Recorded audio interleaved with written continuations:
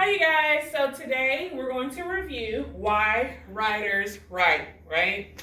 And then we're going to do an activity.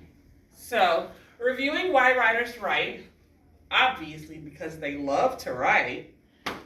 Also, they write to express thoughts. Maybe you thought about something, you want to write it down so that you don't forget. To share experiences. Maybe you did something fun and you want to write about it. To communicate. Remember, we talked about we send text messages as a form of communication. That's also writing. To tell about important events. How many of you have a calendar at home and you circle important events like first day of school, your birthday, Christmas, other holidays, school breaks?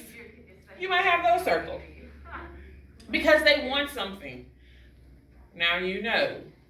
You create Christmas lists or birthday lists of things that you want. Well, that's a form of writing. To teach.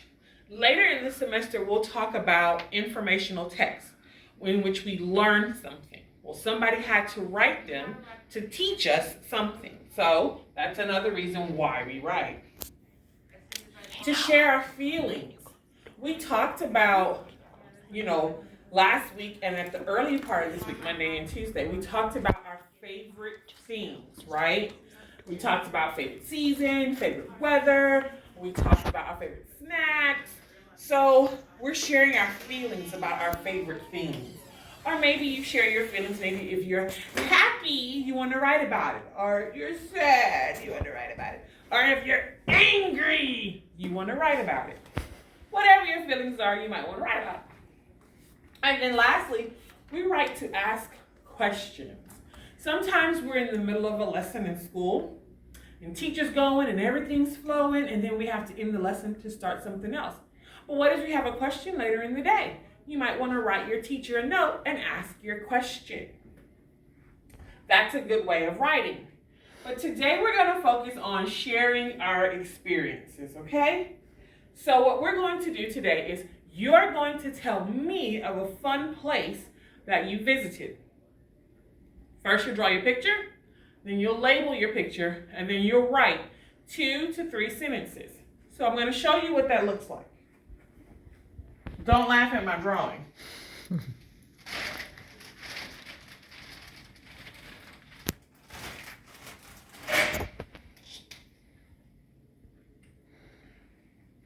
So Miss Erin went to Paris, France, right?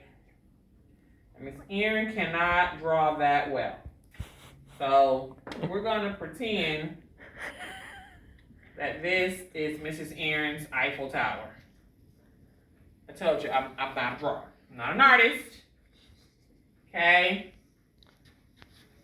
Whoops, that's supposed to be an observation deck. This is another one.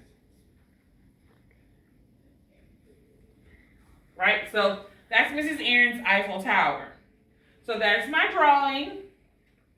Now I'm going to label it.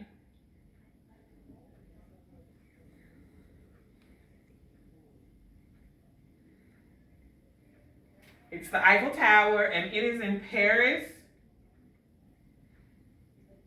France. So now I'm going to write 2 sentences about my drawing and the fun place that I visited. So I'll write, I went to the Eiffel Tower in Paris, France. That's 9 words. Before we get started, we know that a sentence begins with a what? I can't hear you.